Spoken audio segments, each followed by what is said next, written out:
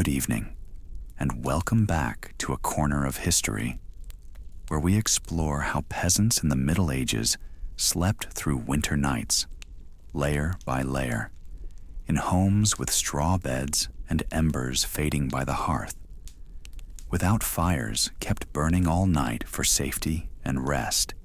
And one modern habit, sleeping solo, would backfire. Tonight's story is a quilt of small, practical tricks. If you enjoy winding down with bedtime history, feel free to like and subscribe only if it helps you relax and drift off later. No pressure at all. Take what you need and leave the rest, and maybe share it with a friend when morning comes and your day is calm. And if it doesn't, that's fine too. It helps this stay gentle for many.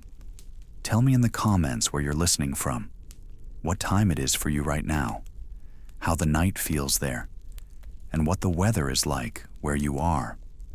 Dim the lights, unclench your jaw, let your shoulders drop, and notice the gentle tick of your bedside clock for a moment. All right. Let's step into that winter night together. A low hearth holds red embers. They glow dull orange under chalky ash, and the room stays dim and close. Thick beams sit close overhead. Soot shades the rafters, and the wattle and daub walls keep a hard chill near your shoulders.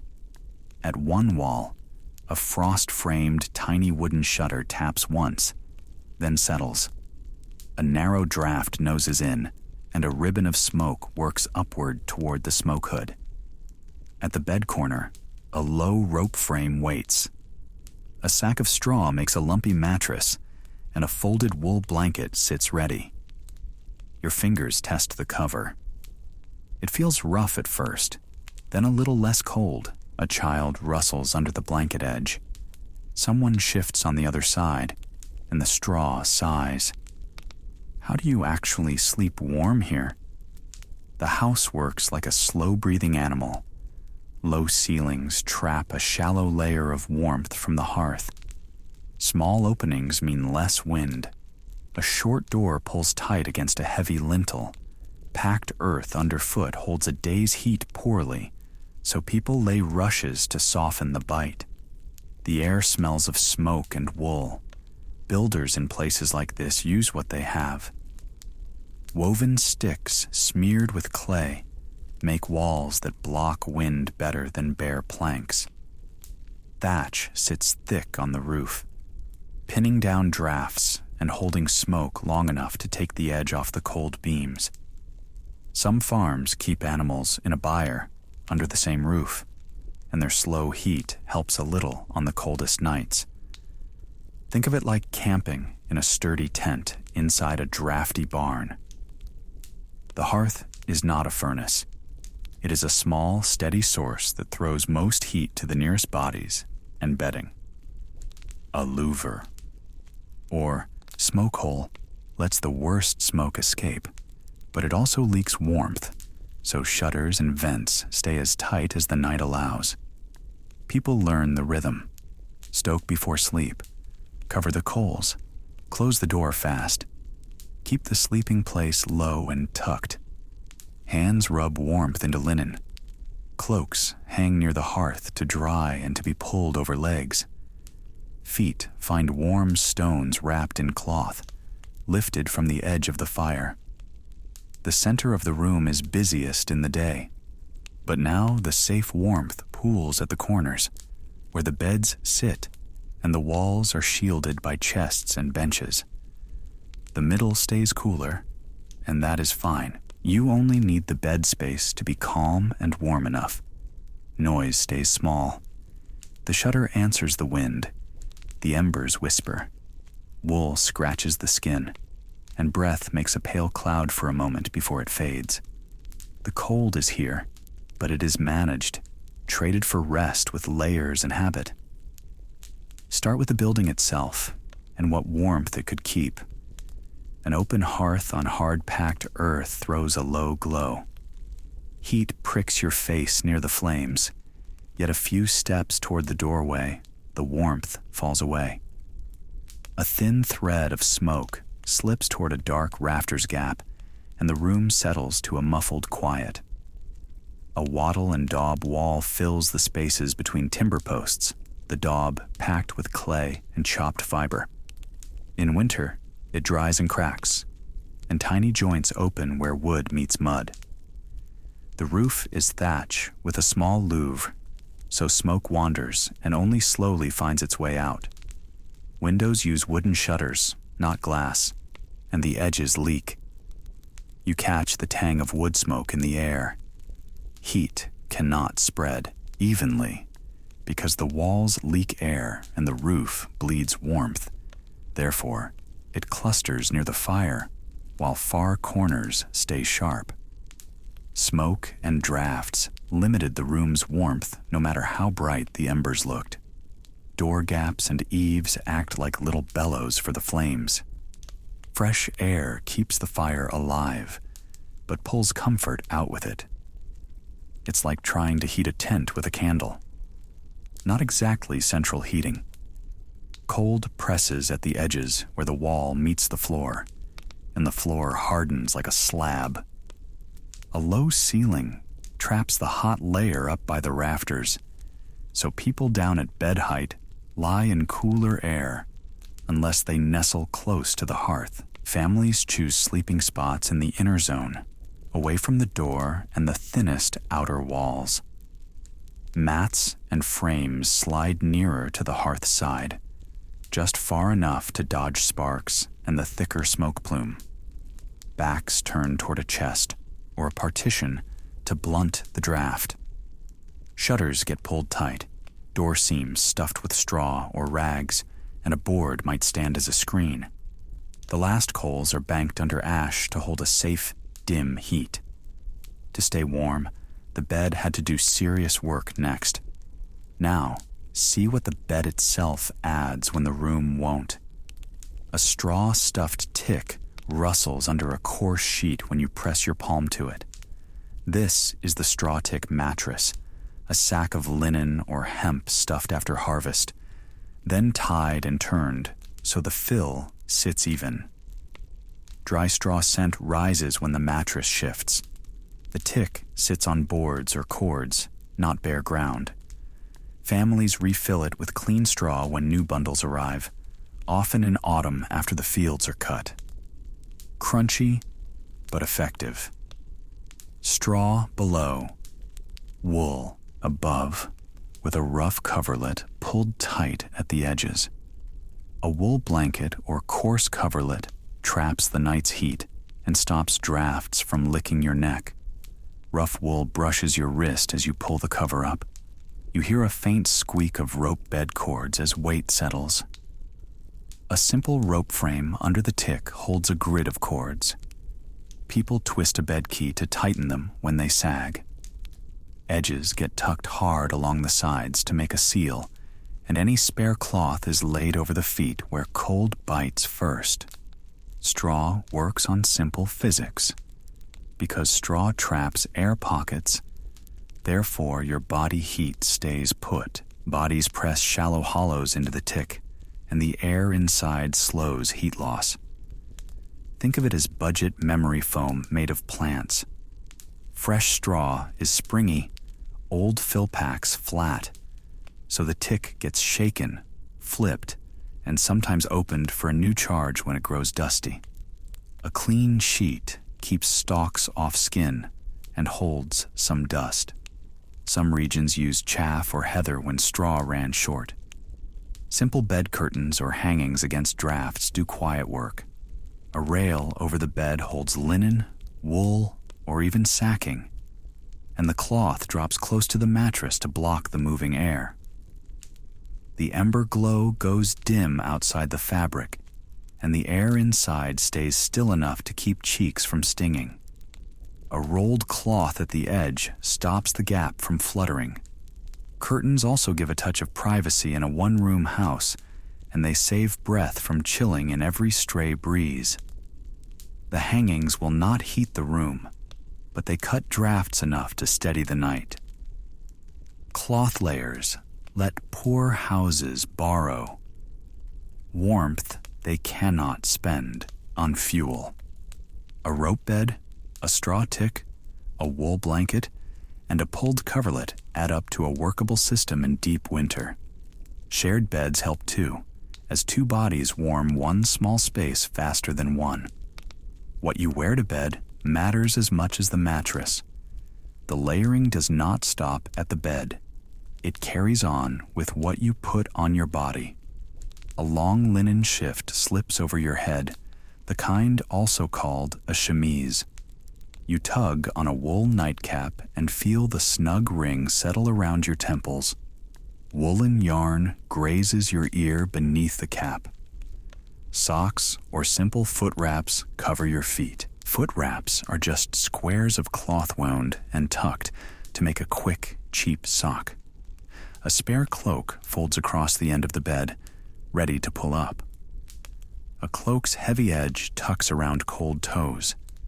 Linen sits next to the skin because it breathes and can be scrubbed hard when needed.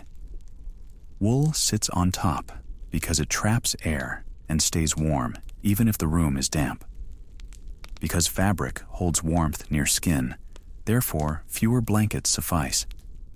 The nightcap matters too, since ears and scalp lose heat fast in a cold room.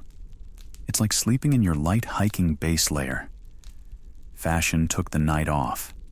Feel the slight itch of wool at the neck. That is a fair trade for steady warmth when the room air is sharp. The shift keeps skin oils off the blankets, which are hard to wash without shrinking or felting. The cap keeps hair off the bedding and stops the draft that sneaks down the collar. A peasant's shift or chemise is the workhorse of clean sleep. You can boil wash linen on a clear day, hammer it at the stream, and hang it by the fire to dry.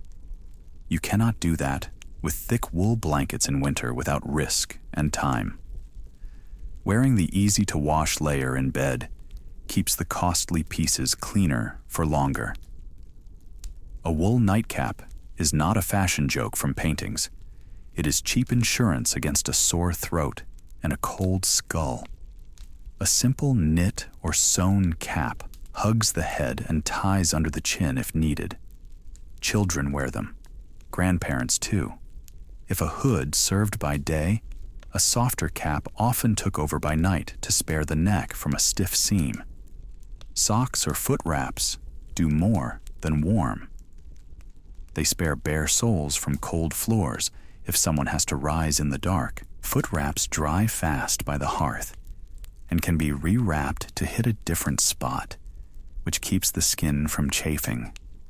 If there is one pair of true socks in the house, they might rotate to the eldest or the ailing when the frost is hardest. The cloak at the feet is a small trick with a big effect. Weight settles the bedding and blocks drafts that creep in where boards meet, or thatch leaks a thread of air. If the room wakes colder near dawn, that folded wool can come up without anyone leaving the bed to fetch more. The logic is simple and thrifty. Sleep dressed in washable linen, cap the head in wool, wrap the feet, and stack warmth where the body needs it most. Sleeping clothed cut laundry needs and kept heat where it mattered. Take a slow breath and feel the layers settle before we move on. Hold here a moment and breathe with the quiet of the room. Take a slow breath in. Let your shoulders drop as you exhale. Take a second breath, steady and soft. Let them drop again, a notch lower. Take a third breath, unhurried. Let the last bit of tightness unhook and fall. The house keeps its shape in the cold. The ceiling runs low, so warmth stays close. The straw tick mattress holds your weight in a simple cradle. The wool nightcap keeps warmth from slipping off your head. These three feel like steady companions, plain and ready. The fading hearth embers give one more small pulse, A red ember breathes and settles in the ash. The light is faint on the floor and beam. The room accepts the dark. Layers hold the warmth tonight. Straw lifts you off the cold floor. Wool keeps heat close. And the cap covers the loss at your head. Think of it like a simple thermos made of cloth and straw. Heat lingers because layers slow its escape. Therefore, a small warmth can carry you through. What you have is plain, but it is enough for the long night. Comfort is a team sport. Fabric edges lie still in the cool air. The cap sits where it should. The blanket lies flat. The tick does not shift. When each part holds its post, your body does less work to stay warm, and the room asks nothing more. The house, the straw tick mattress, the wool nightcap, and the fading hearth embers give you a steady plan. The walls are quiet. The roof keeps the night out. A slow breath makes its own small climate under the covers, and the rest follows. Your hands find their place under the blanket. Your feet settle where the straw supports them best. Your ears stay warm under the cap. Your breath stays slow. The dark holds still. The rhythm is simple, and it carries you. This is enough for one person in one bed. You can feel how the heat gathers in small pockets near your chest and knees. The air above your mouth stays cool and gentle, and the cloth between you and the room does the main work. The ember's dim glow gives a quiet landmark, and then asks for no more attention. Now, a question wants to float up, light as a thread. How did people share this warmth together, night after night? If this setup works alone, it can work even better with company, and space can be saved without losing rest. Now turn to the people in the bed, and why they shared it. Two bodies edge toward the center of a narrow bed. This is the shared family bed, common in cottages and town rooms. The mattress is a sack on cords, not wide, yet it carries parents and sometimes a child. A wooden frame sighs as weight redistributes. Wool covers pull close over shoulders. The air is cold at the edge and warmer in the middle. Low pallets and a trundle slide from the underframe. Children, servants, or a guest take their spots. Bodies line up so the heat has fewer places to leak. It's the group chat, but for temperature. The room feels small, yet safer, when everyone is inside the same ring of quilts. Because bodies share heat, therefore the whole group sleeps warmer. A blanket edge lifts and resettles with a sleepy turn. Household rules set who sleeps where. Parents usually take the wall side to block the draft.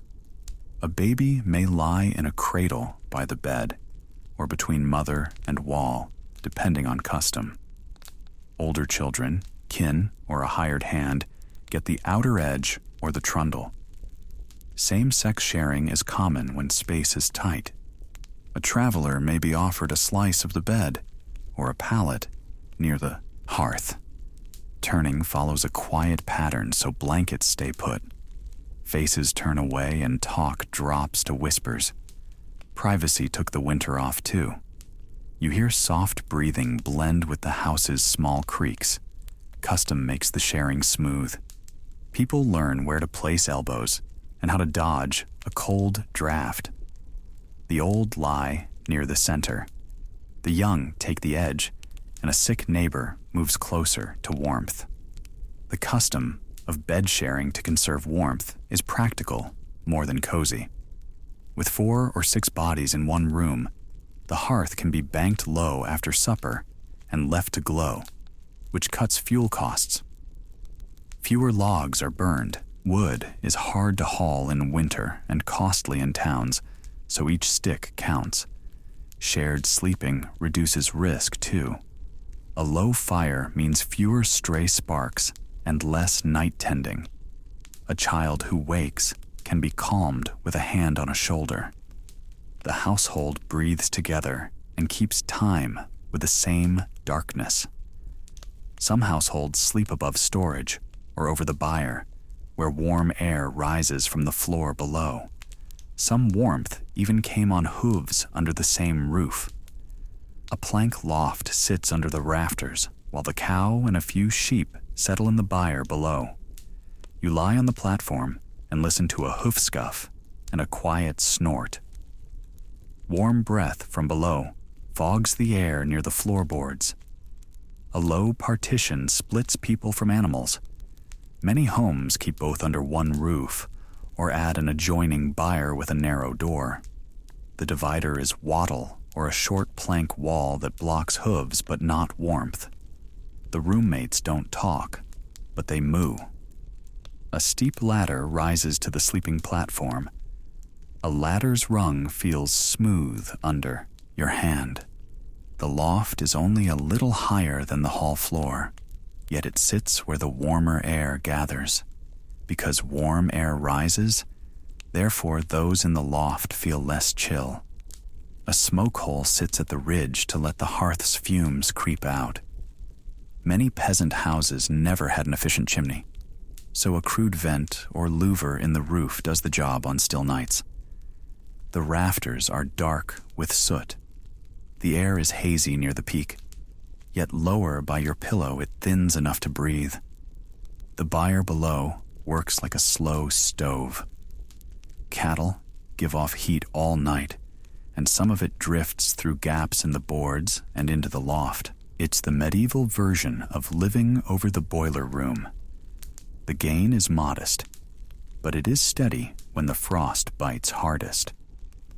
You catch a faint animal warmth mixed with hay and smoke. The loft acts like a cap that traps some of that heat near the sleepers, while the open hall below runs cooler. Straw on the platform softens the boards, and a wool cover holds the hint of warmth against your back. That modest lift, plus the herd's heat, tames the worst of the night cold. A little height also keeps feet off damp drafts that snake along the floor. The partition breaks the wind that sneaks under the door, though it does not seal smells or sound. Smoke rises to the high space and cures the wood, which helps shed insects and molds. On bad nights, someone cracks the vent a touch more, then tugs the loft blanket up to the chin. The smoke hole needs watching. A louver can be tilted if a gust pushes smoke back down, and a clay pot or flat stone waits to cap it in a storm. Sparks from the hearth are the bigger worry than chill. Banking the fire keeps a red heart under ash, gives off a low heat, and cuts the risk of a hungry flame.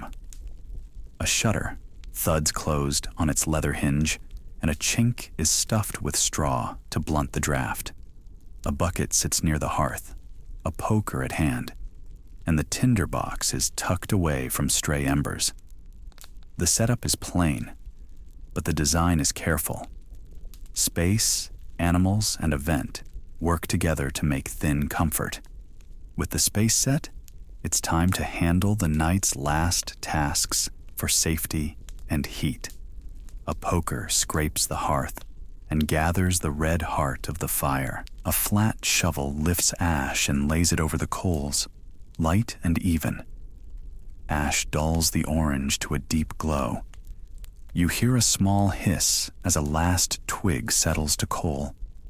A small rake pulls the edge of the ember bed tight. The ash lid lowers the air and holds heat in. People across villages know this trick by habit, learned young. The surface cools to gray, but the core stays alive. Wooden shutters swing in and pull tight against the cold. A simple peg drops into the hasp, then the sill is chinked with a rag. A wooden bar drops with a quiet thud. The latch and the bar are plain tools, and they work. Because embers banked in ash burn slowly, therefore their heat lingers safely toward dawn. It's like putting your phone in low power mode.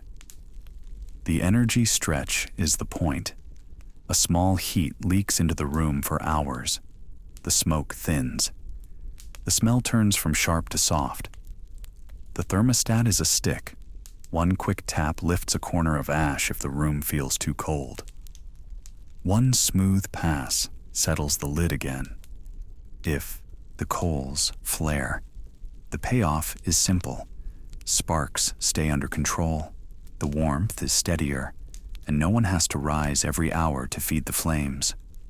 A brief prayer rides the quiet. A hand crosses a chest, and a short line names protection for house and bed. Some say an Our Father, or a simple charm for hearth, child, and animals. The words are familiar and low, more routine than ceremony. A first sleep takes hold once the room stills. Sometime past midnight, there is a gentle waking. Someone shifts, checks the banked glow, or eases to the pot, or nurses a baby. A neighbor might murmur 2 lines about weather or chores, then fall quiet. The shutters keep the draft down, and the banked coals give a calm center, so a second sleep drifts in without a fuss. Now let the night lengthen into 2 quiet pieces of rest. First sleep ends quietly. A shoulder shifts under wool, then stills. The room stays dim. Low firelight graze the rafters. Embers hold their red, steady and small. Winter lengthens the dark. Because nights run long in winter, therefore rest often came in 2 parts. It's the original split shift, but for sleep. Night had an intermission. A rushlight or simple tallow candle gets lit for a moment. The flame is brief and practical, good for a stitch, a sip, or a soft word. A tiny flame paints a small gold circle on the wall. You smell a faint tallow note as the wick flickers. Light stays low to save fat and to keep the house calm. Hands tend the hearth. Coals are raked together and padded with a lid of ash to hold heat. A small stick or chipped peat goes on, not enough to flare. Footsteps pad carefully over cold boards. Work stays quiet and small, so children keep sleeping and sparks stay put. Time moves without a clock. A far church bell can mark the canonical hours if you live near one, and a cock crow hints at the tilt toward dawn. Some people count by prayer, by the slow pace of a psalm. Others gauge by the candle's bite down the rush, or by how the room cools when the embers thin. These are rough cues, but good enough for a house that needs rest more than precision. Talk stays low. A spouse murmurs a plan for tomorrow's bread. An older child shifts straw and settles again. A short prayer fits the minute, simple and familiar. If an animal stalls close by, a quick listen and a small check are all that is needed. Second sleep follows. Bodies slide back under wool and linen, closer now that the air feels sharper. Prayer, tending embers, or a calm moment fit naturally before second sleep. The candle goes dark, and the room returns to its quiet rhythm. In different places, people used other fuels and simple devices to push the warmth a little higher. Take 2 slow breaths in, 2 slow breaths out. Let your shoulders loosen. Let the jaw rest. Let the room feel steady. A shared bed keeps the night from biting. Parents, children, and sometimes a grandparent lie close to pool heat under one cover. The frame sits in a corner that blocks drafts, where the mattress rests on planks laid low and tight to the wall. A rough wool cover traps what they make, and an extra cloak might be pulled to the chin. A small glow from the hearth carries calm. Bodies lie closer, because, therefore, the shared bed becomes the first heater. The low ceiling helps hold the warmest air near the sleepers, even if the rest of the room stays cold. Just under the loft or past a plank wall, the buyer holds the animals. In many homes, they share the building in winter, not as pets, but as working heat. Their bodies give off steady warmth that rises into the sleeping space through boards and cracks. A cow shifts once, then settles again. You can sense warm breath and clean hay in the air. The wall keeps smells and hooves away, while the floor above softens the upward heat into a gentle, even layer. Many households woke for a short while, between first sleep and second sleep. This interval is normal, a quiet slice of the night for small tasks. Someone stirs the embers, checks a child, or pulls the blanket edge tight. A wick gutters and goes dark without fuss. Think of it like a halftime for the night. A few soft words might pass, a quick prayer, or a listen for weather at the door. Then drowsiness returns, and the bed takes them again. The tools at hand are simple, yet they are enough for the rest of the night. A close bed, a closed shutter, and the slow lift of heat from the buyer make a plain system that works. A child might be tucked between two older bodies, and feet might stay wrapped in an extra strip of cloth. The loft timber holds a faint, lived-in warmth. Luxury is not required, only strategy. Breaths grow slow again, and sleep gathers. Small habits carry the rest. Someone banks the embers so one coal will last till dawn. A crack is stuffed with a bit of tow. A cap keeps ears warm. If a dog is allowed inside, it finds the foot of the bed and adds its little share. The room falls still, and the night moves on at its own unhurried pace. Some regions found extra tricks to stretch that comfort. Different fuels, small tweaks, and careful household habits added their own warmth without risk. Next, let's look at the local fuels and the small hacks that softened the cold. A warmed stone comes out of the hearth and goes into a folded cloth. Cloth hisses softly as it meets a warm brick. The bundle slides to the bed's foot and waits by your toes, a small anchor of heat in a cold room. Peat or turf feeds the fire in boggy places where trees are thin. A thin wisp of peat smoke hangs near the roofline. In woodland districts, brush and split logs do the work, with offcuts saved from carpenters or hedgers. In towns around the Mediterranean, a simple brazier holds coals for a short stretch, set a cautious arm's length from straw or linen. In parts of the Alps, Poland, and the Baltic, a simple masonry or tile stove fills a corner with mass and slow warmth. One firing heats brick and tile, and the room then rides the stored heat through much of the night. Because fuel types varied, therefore warmth and smoke problems differed by place. It's the difference between space heaters and radiant floor heat. Hot toes, cautious fingers.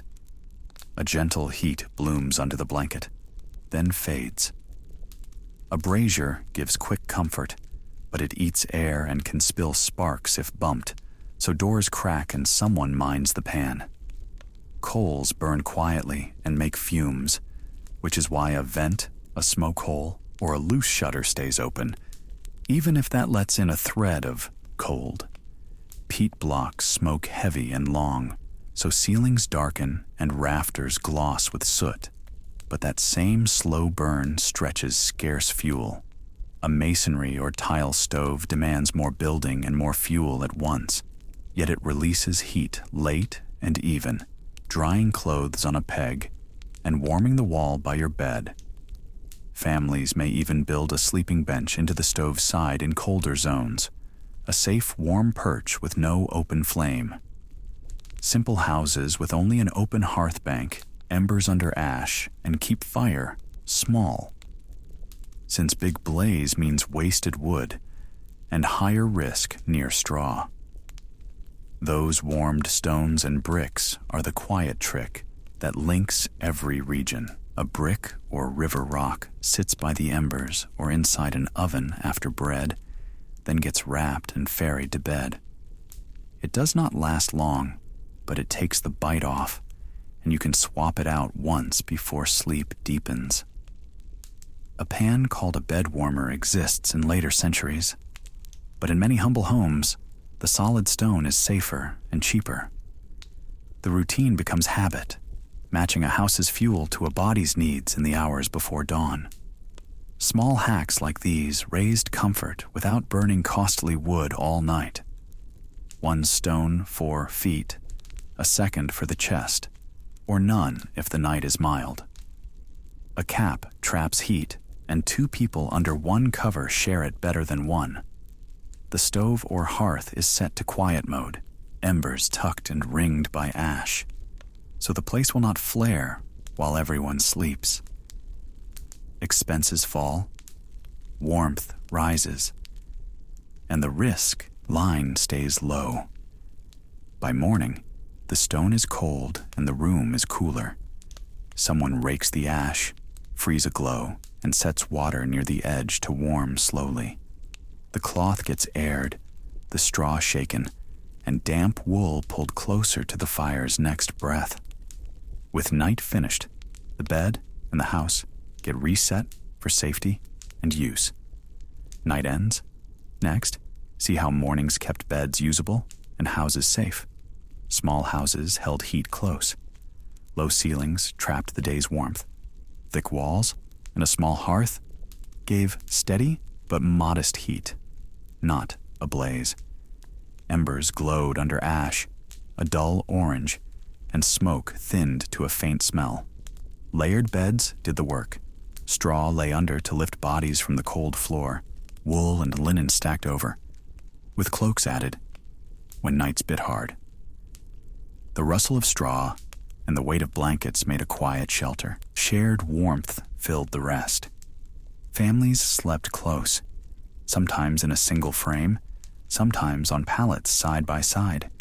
Extra cloth tucked into cracks kept drafts down. Breath mingled in the chill room, soft and slow. Careful routines set the night. Coals were banked and beaten low. Latches were checked, and damp clothes hung where they could dry a little. A last check on the fire and the water pot. Then the room settled. Simple choices stacked into comfort. It was managed, not assumed. Your time here tonight matters. Thank you for spending these quiet minutes with this story. If this helped you unwind, a like or a subscribe is welcome. Share one gentle thought in the comments, maybe a favorite detail or a family winter sleep hack that works for you. The room can go quiet now.